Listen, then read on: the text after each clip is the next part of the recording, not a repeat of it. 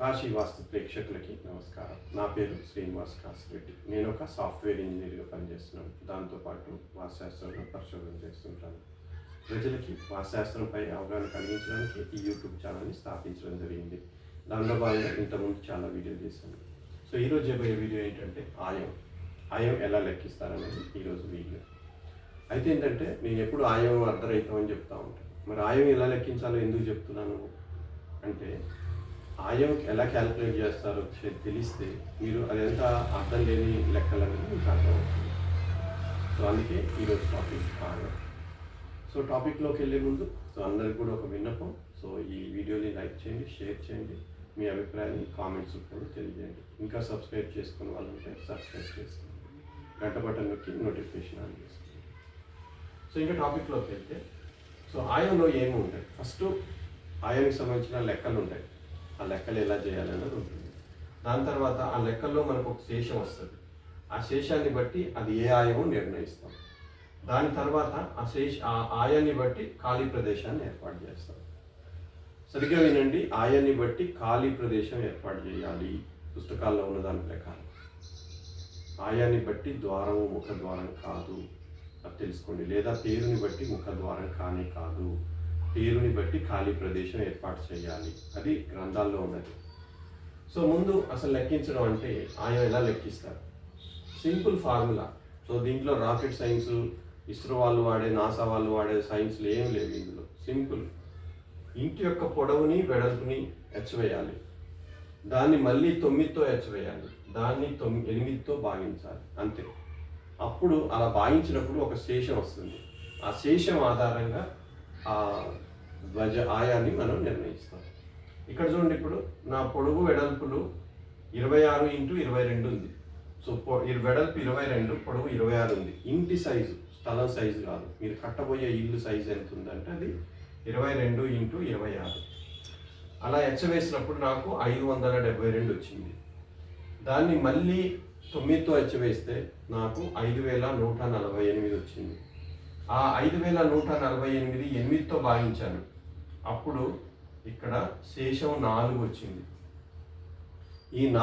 ఈ శేషం ఆధారంగా ఆయం నిర్ణయించబడుతుంది. ఇక్కడ శేషం 4 వస్తే ఇక్కడ చూడండి, 4 అంటే శ్వానాయం అవుతుంది. అంటే ఏంటి? మీకు ధ్వజాయం కావాలనుకోండి. ధ్వజాయం కావాలంటే ఇక్కడ శేషం 1 వచ్చేలాగా మీరు పొడవు వెడల్పుని తీసుకోవాలి. మీరు సింహాయం కావాలనుకోండి, అప్పుడు 3 వచ్చేలాగా మీరు శేషం 3 వచ్చేలాగా పొడవు వెడల్పుని పెట్టాలి. అయితే ఇలా వెచ్చబెట్టేటప్పుడు ఏ యూనిట్స్లో వాడాలి? ఫీట్సా, ఇంచెసా, మీటర్సా అన్నది ఏ యూనిట్స్ అయినా వాడచ్చు. సపోజ్ మీ ఇల్లు 22x26 అడుగులు ఉందనుకోండి, అప్పుడు ఫీట్స్లోనే కొలవచ్చు. నేను అన్నీ చెక్ చేశాను, ఇంచుల్లో, ఫీట్లలో, మీటర్లో, దేంట్లో చేసినా సేమ్ లెక్క అయితే మారదు.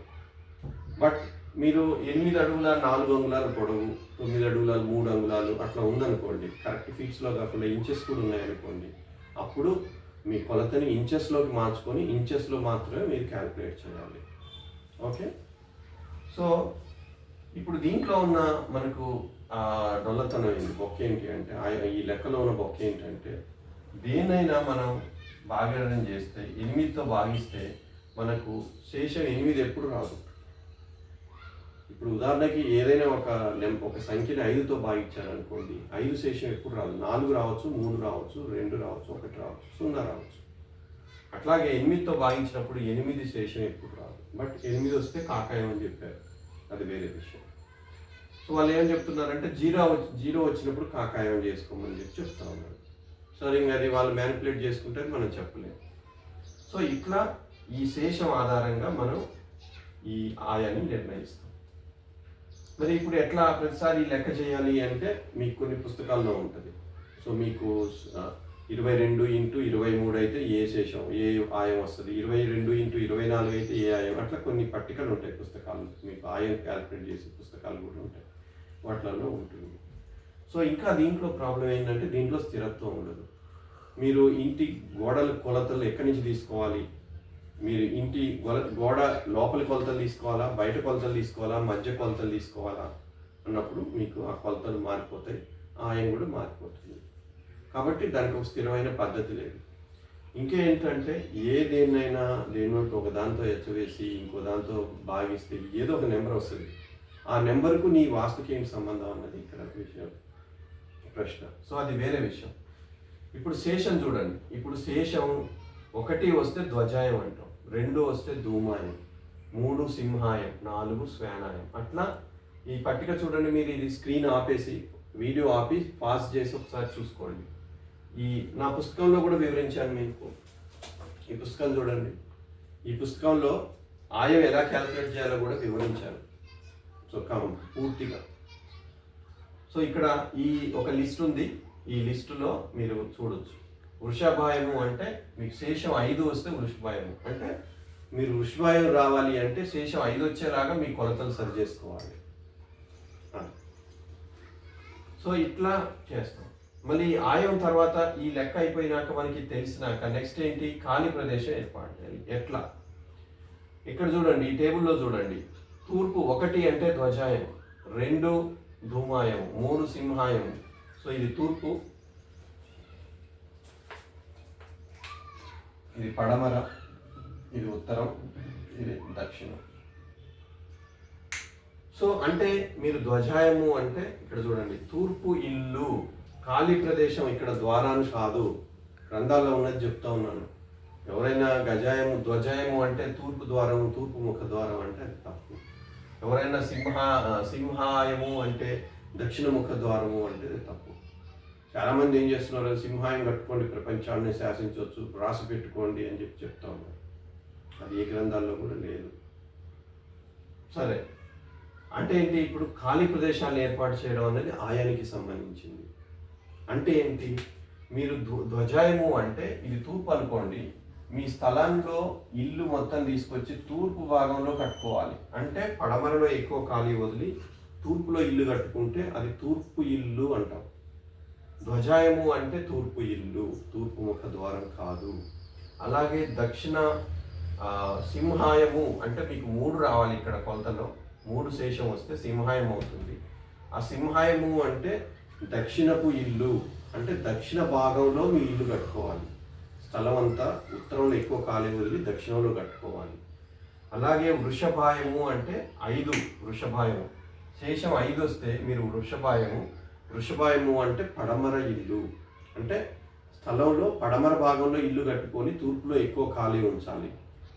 అలాగే ఉత్తరము అంటే ఉత్తరము గజాయము అంటే ఉత్తరపు ఇల్లు, అంటే ఉత్తర భాగంలో తీసుకెళ్ళి మీ ఇల్లు కట్టుకోవాలి. అంటే ఏంటి, అప్పుడు మనకు కొన్ని ప్రాబ్లమ్స్ వస్తాయి మనకి. ఉదాహరణకి తూర్పు అనుకోండి, మీకు రోడ్డు తూర్పు ఉందనుకోండి. తూర్పు రోడ్డు ఉంటే మీరు ఏం చేయాలి, వాస్తవానికి దాంట్లో పూర్ణబాహు ఇంప్లిమెంట్ చేయాలి. సో పూర్ణబాహు అంటే గేట్ ఇక్కడ తూర్పు ఆగ్నేయంలో పెట్టుకొని మీరు ఇలా కట్టుకోవాలి. అంటే ఏంటి, ఇది ఉత్తరపు ఇల్లు. సో అంటే మీకు తూర్పు రోడ్డు ఉంటే ఉత్తరపు ఇల్లు కట్టుకోవాలి. అప్పుడు అంటే ఏంటి, తూర్పు రోడ్డు ఉంటే మీకు ఇది వస్తుంది, గజాయం వస్తుంది. 7 గజాయం కదా, తూర్పు రోడ్డు ఉన్నప్పుడు గజాయం వస్తుంది, ఉత్తరం రోడ్డు ఉన్నప్పుడు కాదు. ఉత్తరం రోడ్డు కూడా వస్తుంది. అది ఎప్పుడు అంటే ఏంటి, సో దీంట్లో ఒకటి ఇక్కడ పూర్ణబాహు మొదలుపెట్టి ఇలా కట్టుకోవచ్చు. ఇది కూడా ఇదేంటి, ఉత్తరం అన్నది గజాయం. తూర్పు రోడ్డు ఉంటే గజాయం కట్టవచ్చు, దక్షిణ రోడ్డు ఉంటే కూడా గజాయం కట్టుకోవచ్చు. అప్పుడు ఏంటి, గేట్ ఇక్కడ పెట్టుకొని ఉత్సంగ ఏర్పాటు చేసుకోవాలి. ఉత్సంగ ద్వారా అంటే ఉత్సంగ అంటే ఏంటి, ముఖద్వారానికి ఎదురుగా గేట్ ఉంటే ఉత్సంగ అవుతుంది. అప్పుడు దక్షిణంలో రోడ్డు ఉన్నప్పుడు ఉత్తరంలో ఇల్లు కట్టి సో దానికి దక్షిణ ముఖ ద్వారం ఏర్పాటు చేసుకోవాలి. ఇది కూడా గజాయమే అవుతుంది. తర్వాత ఉత్తర ఇల్లు కట్టి ఉత్తరంలో రోడ్డు ఉందనుకోండి, అప్పుడు ఉత్తరంలో గేట్ ఏర్పాటు చేసి ఉత్తరంలో ముఖద్వారం ఏర్పాటు చేసి ఉత్తర ముఖద్వారం ఇల్లు కట్టుకోవాలి. సో అది కూడా గజాయమే అవుతుంది. గజాయం అంటే సో ఉత్తరము లేదా దక్షిణ ముఖద్వారంలో కూడా గజాయం కట్టుకోవచ్చు మీరు. సో చాలామంది చెప్తున్నప్పుడు మళ్ళీ దాంట్లో లెక్కలు తీసి పేర్లు బట్టి. సో దీంతో పాటు ఏంటంటే వర్గులను ఉంటాయి. వర్గులు అంటే సో మన ఆ అక్షరమాలలో కొన్ని అక్షరాలు ఉంటాయి తెలుసు కదా, ఆ అక్షరాలని కొన్ని వర్గులుగా విభజించారు. సో ఆ వర్గులు ఉదాహరణకి చా వర్గు అనుకోండి. సో దీంట్లో కొన్ని పేర్లతో కొన్ని అక్షరాలతో స్టార్ట్ అయ్యే పేర్లు ఉంటాయి. ఆ వర్గులు కొన్ని అక్షరాలతో పేర్లతో స్టార్ట్ అయ్యే ఉంటాయి. అట్లా కొన్ని వర్గులు ఉన్నాయి. సో ఒక వర్గు వారికి ధ్వజాయము, ఇంకో వర్గు వారికి సింహాయము, ఇంకో వర్గు వారికి వృషభాయము, అట్లా చెప్పారనమాట. అంటే ఒక్కొక్క వర్గు వారికి ఒక్కొక్క ఆయం ఉంటుంది, దాన్ని బట్టి పెట్టుకోవాలి. ఇప్పుడు ఇంకా మీకు అర్థమైంటుంది అది ఇంకా ఎంత చెత్త లెక్క అన్నది. సపోజ్ ఇది ఎందుకు తప్పు అంటే ఆయము, ఈరోజు నేను ఒక చెప్తాను. సో ఆ వర్గు వారికి సెప్టిక్ ట్యాంక్ ఎలా నిర్మించాలి అన్నాను అనుకోండి. సో అది ఎంత పిచ్చితనంగా ఉంటుంది ఆలోచించండి. మీరేమంటారు, అదేంటండి సెప్టిక్ ట్యాంక్ ఎవరికైనా ఒకటే కదా, ఆ వర్గు వారికి అక్కడ ఎందుకు పెట్టాలంట, అవునా కాదా? అలాగే ఖాళీ ప్రదేశం అయినా కూడా అలాంటిదే, ద్వారం అయినా కూడా అలాంటిదే. సో పోనీ ఆయాన్ని పాటిస్తారా అంటే పాటించరు. సో ఆయాన్ని ఖాళీ ప్రదేశాలను వదిలేసి దాన్ని ద్వారాలుగా మార్చుకొని దాన్ని పాటిస్తున్నారు. ఆ ద్వారాలు కూడా అవి కరెక్టా అంటే అది వేరే విషయం. సో అంటే ఏంటి, ఆ గ్రంథాల్లో ఉన్నది కూడా పూర్తిగా పాటించరు. ఏదో పిచ్చి లెక్కలు, అసలు వాస్తుని వదిలేసి పిచ్చి లెక్కలన్నీ ఫాలో అవుతా ఉంటారు. సో నేను కొన్ని ప్రశ్నలు అడుగుతాను, మీరు ఆయం ఎందుకు పాటించాలి ఎందుకు పాటించకూడదు అనేది మీకు అర్థమవుతుంది. ఆగ్నేయంలో గొయ్యి ఉంటే ఏమవుతుంది, ఆగ్నేయం మూతపడితే ఏమవుతుంది, తూర్పు ఆగ్నేయంలో ద్వారం ఉంటే ఏమవుతుంది, తూర్పు ఆగ్నేయం వీధిపోటు ఉంటే ఏమవుతుంది. సో ఇట్లా ఒక 4-5 ప్రశ్నలు వేశాను. మీరన్నిటికీ కూడా ఒక సమాధానం చెప్తారు దీనికి. ఏంటది, ఇవన్నీ కూడా అనారోగ్యానికి కారణమవుతాయి, తీవ్రమైన అనారోగ్యం జరగవచ్చు. ఉదాహరణకి ఆగ్నేయంలో గొయ్యి ఉంటే క్యాన్సర్ లాంటి తీవ్రమైన అనారోగ్యం జరుగుతుంది. అదే వాయువ్యం గురించి అడిగాను అనుకోండి, వాయువ్యంలో గొయ్యి ఉంటే ఏమవుతుంది, వాయువ్యం మూతేస్తే ఏమవుతుంది, వాయువ్యం వీధిపోటు ఉంటే ఏమవుతుంది, ఉత్తర వాయువ్యం వీధిపోటు ఉంటే, అలాగే ఉత్తర వాయువ్యం ద్వారం ఉంటే ఏమవుతుంది. ఇట్లా కొన్ని ప్రశ్నలు అడిగాను అనుకో, మీరందరూ సమానం చెప్తారు దానికి. వాయువ్యం గొయ్యి ఉంటే కోర్టు తగాదాలు, కోర్టు కేసులు, కుటుంబ కలహాలు, విడాకుల వరకు వెళ్ళొచ్చు. సో ఇట్లా ఆర్థిక నష్టాలు జరుగుతాయి, తర్వాత మానసిక రుగ్మతలు తలెత్తవచ్చు. ఇట్లా కొన్ని చెప్తారు. అవి అందరూ అంగీకరించేయాలి. అవి ఎవరు చెప్పారు, ఆధునిక వాస్తుశాస్త్రజ్ఞులు పరిశోధించి చెప్పారు. మరి ఆయం లెక్క గడితే తప్పు ఆయం గడితే ఏమవుతుంది. సో అంటే ఏంటి, మనకు ఫస్ట్ తెలుసుకోవాల్సింది ఏంటంటే వాస్తుశాస్త్రానికి ఆధారం ఏంటంటే తెలుసుకోవాలి.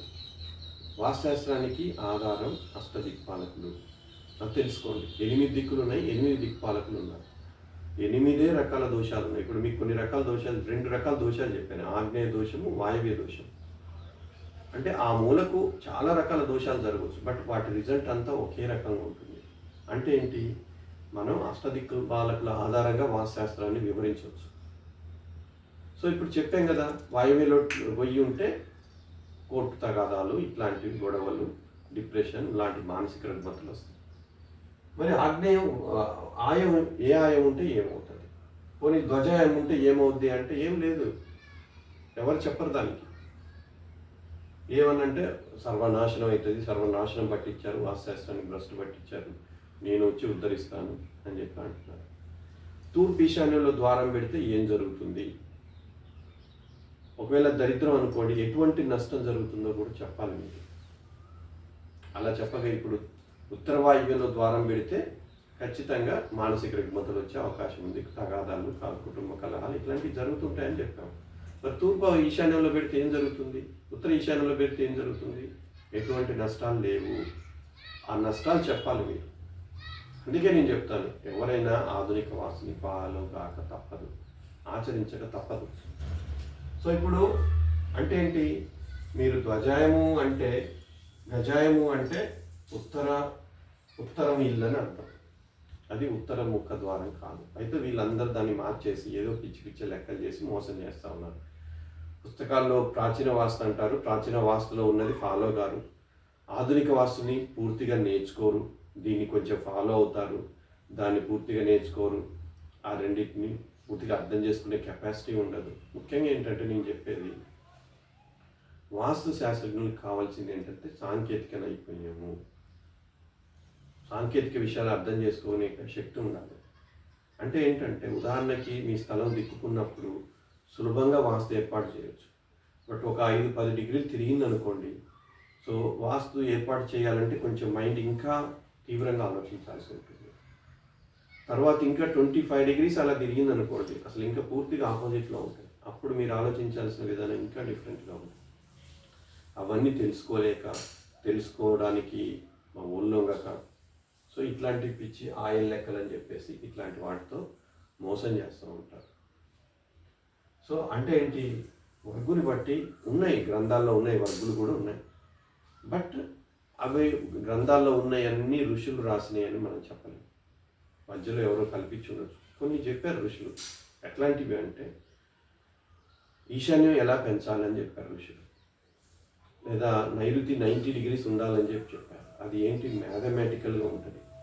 మీరు ఇంకొకటి ఎప్పుడుగా మీరు గుర్తుంచుకోవాల్సిన విషయం ఏంటంటే, వాస్తు నియమం ఏదైనా సరే మ్యాథమెటికల్గా ఉండాలి, అంటే గణిత శాస్త్ర పరంగా ఉండాలి. అంటే ఈశాన్యం 90 డిగ్రీస్ పెట్టాలి, నైరుతి 90 డిగ్రీస్ పెట్టాలంటే దాని అర్థం ఏంటి, అది లంబంగా ఉండాలని అర్థం. ఈశాన్యం పెంచాలి అంటే అక్కడ అధిక కోణం ఉండాలని అర్థం. బట్ అలా కాకుండా వర్గుతో దేనికి సంబంధం? సో అది గణిత శాస్త్రపరంగా ఉండాలి. అది ఏదో ఒక దిక్కుకు, వాస్తు నియమం అన్నది ఒక దిక్కుకు అనుసంధానమై ఉండాలి. అంటే ఏంటి, వాయువ్య దోషం అంటాం, లేదా ఆగ్నేయ దోషం అంటాం. ఇట్లా ఉంటాయి దోషాలు. బట్ ఆయంలో దోషం ఏముంటుంది, ఆయం ఏ దిక్కుకు సంబంధించింది? సో ఈ ఆయం ఎలాగో తప్పుడే ఆయం ప్రకారం ఫాలో అయితే మీరు తప్పుడు రాంగ్ వేలో ఖాళీ ప్రదేశాలు ఏర్పాటు చేయాల్సి వస్తుంది.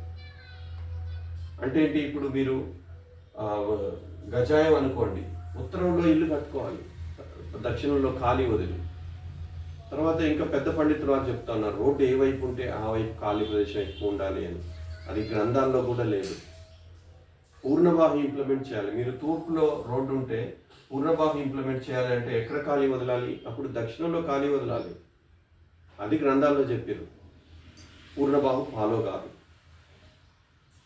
అదేంటంటే పశ్చిమంలో మాత్రం ఫాలో అవుతారట. పశ్చిమ రోడ్డు ఉన్నప్పుడు ఉత్తర ముఖ ద్వారం కట్టేసి పశ్చిమ వాయువులో గేటు పెడతారట. మరి తూర్పులో రోడ్డు ఉన్నప్పుడు ఎందుకు పూర్ణబాహు ఇంప్లిమెంట్ చేయాలంటే సమాధానం లేదు.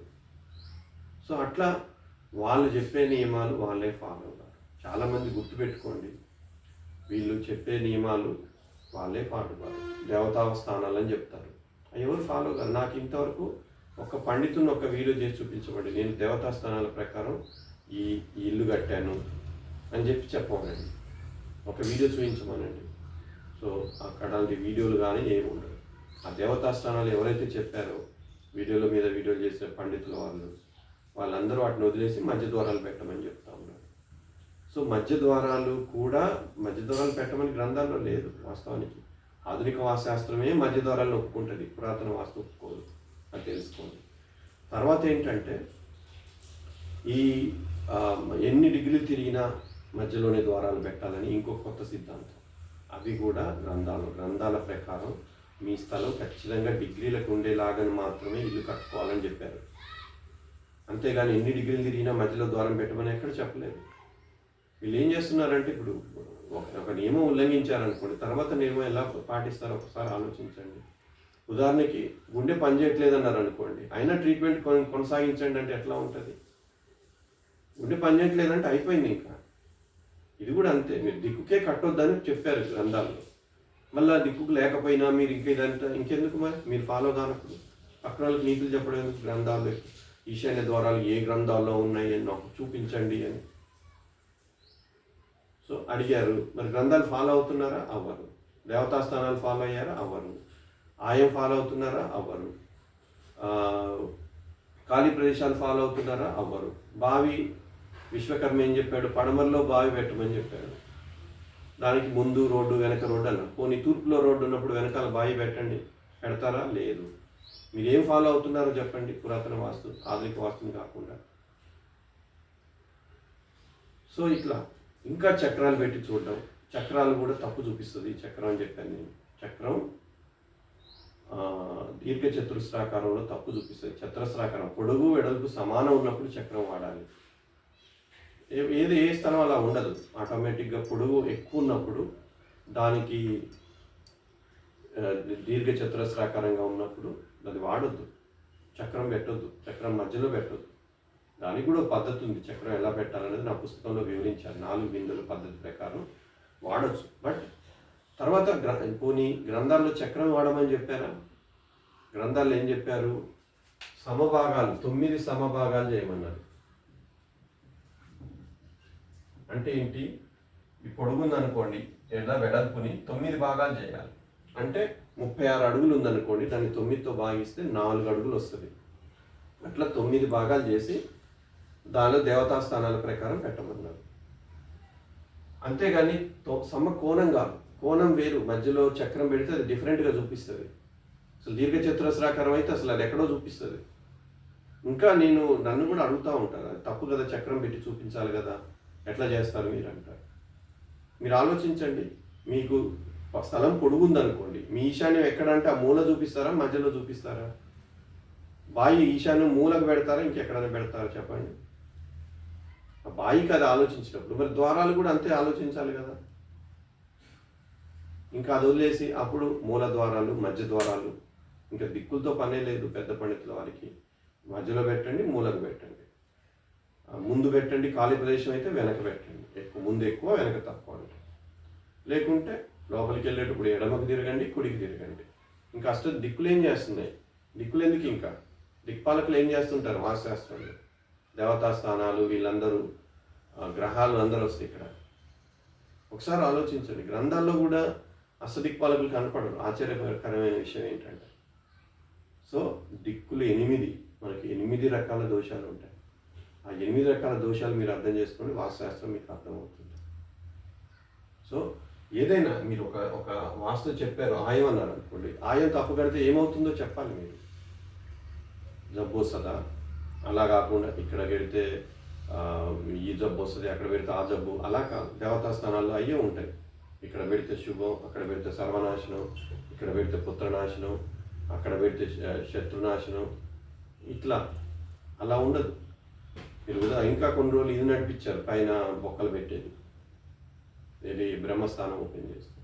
చేయకపోతే ఏమవుద్దో చెప్పాలి, చేస్తే ఏమవుద్దో చెప్పాలి, అలా నష్టం జరుగుతుందని చెప్పాలి. అంతేగాని అన్నిటికీ అదే సర్వరోగ నివారణి అని చెప్పొద్దు.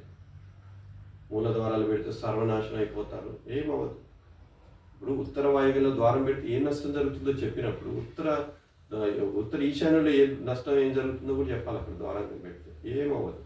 100% ఈశాన్య ద్వారాలు మంచివి, నేను చెప్తున్నాను కదా. సరే, ఇది ఇంకా ఏంటంటే ఆధునిక వాస్తుశాస్త్రంలో కూడా ద్వారాల డిగ్రీల ప్రకారం లేదు కాబట్టి కొన్ని సమస్యలు వచ్చాయి.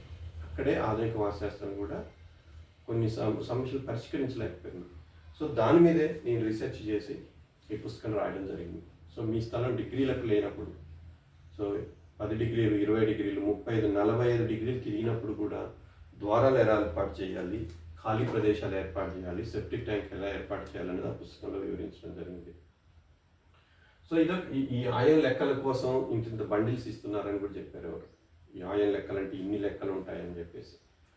ఆయం ఇంతసేపు పట్టింది కదా మీకు. ఆయం ఎక్సెల్ షీట్లో, మైక్రోసాఫ్ట్ ఎక్సెల్ సాఫ్ట్వేర్లో 2 నిమిషాల్లో ఉంటుంది, క్యాల్కులేట్ చేయొచ్చు. మీకు అది సపరేట్ ఒక ఎపిసోడ్ చేసి చూపిస్తాను. మైక్రోసాఫ్ట్ ఎక్సెల్లో ఆయం ఎలా క్యాల్కులేట్ చేయాలనేది. ఓకేనా? సో ఈ వీడియో మీకు అందరికీ ఉపయోగకరంగా ఉంటుంది అనుకుంటున్నాను. నమస్కారం.